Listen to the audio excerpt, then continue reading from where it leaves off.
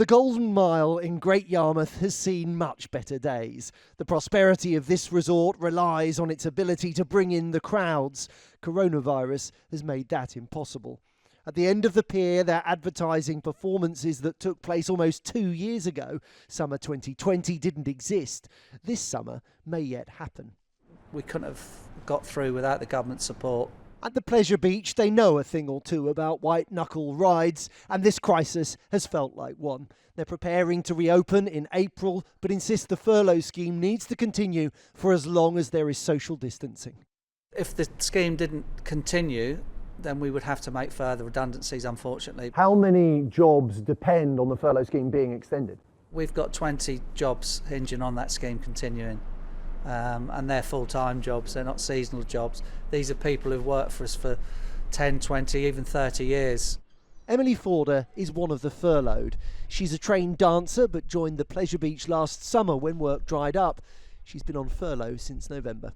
People think, oh, they're just sitting at home not doing anything, being paid to sit at home, whereas you're not. You're worrying about whether your job's going to carry on. You're worried about the things you've got to pay for, whether you're going to be able to. Has it been tough? Definitely was wondering what it is that keeps you going. What keeps you going? My family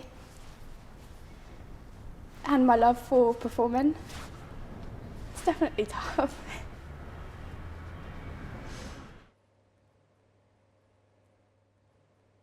Ladies and gentlemen, boys and girls, welcome. The Hippodrome Circus is rehearsing for an Easter show that will be online only. The theatre has been closed since last summer. They're still in business thanks to taxpayer support. But the performers are freelancers. Their incomes haven't been protected. It's been tough. It's been really tough. You suddenly find fire breathers who are delivery drivers or people who are trapeze artists that work in a meat factory. None of these things are a problem. They're jobs. They're willing to do them. But in terms of dedicating your life to an absolute craft, it's been heartbreaking for us to hear those stories of people. And the truth is, they don't know whether they will ever get the chance to do it again.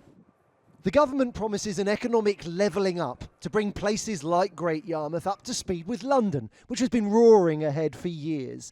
But the pandemic has hit the capital really hard. In Barking and Dagenham, the number of people claiming income support has soared. When the Chancellor increased universal credit by £20 a week last March, everyone in this mothers group felt the benefit. The uplift is supposed to be temporary, but they don't want to lose it. It's just been keeping me above my basic needs. If it gets taken away, I will fall below my basic needs. I think that's the best way I can describe it. And what are your basic needs? Food, heating. It's enabled us to live, and that is the truth of it. Yeah, it's to live. It's not enabled me to go theme park or do this or do that or buy a holiday. It's enabled me to live.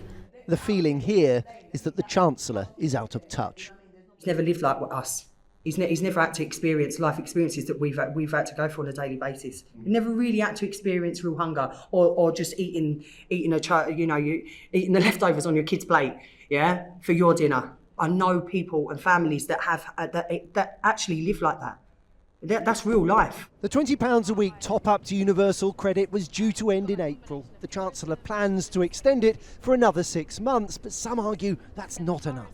Anything less than a year-long extension is taking a high-risk gamble that could pull 500,000 families into poverty at a time later this year when unemployment is even higher than it is now. There are communities in the UK whose prosperity depends on an airport. Crawley is one of them.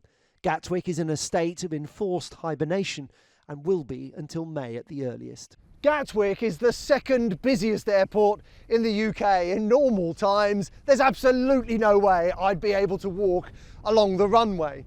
Ordinarily, at this time of year, up to 600 aircraft come and go every day. Today, they're expecting just 10. This is not sustainable. Norwegian Air and Virgin Atlantic have pulled out of Gatwick. British Airways has laid off staff here. Peter was a pilot for BA. He was made redundant last April and now drives a delivery van for Tesco. Gatwick's about a couple of hundred metres over my shoulder. So all the time I'm driving past, driving up and down, in and out, 2-3 times a day, looking out at the planes, trying not to be too distracted, seeing planes that that haven't moved in a while, which is a bit sad. And how soon do you think you'll work again as a pilot? For me, to be recruited into a UK airline potentially next year.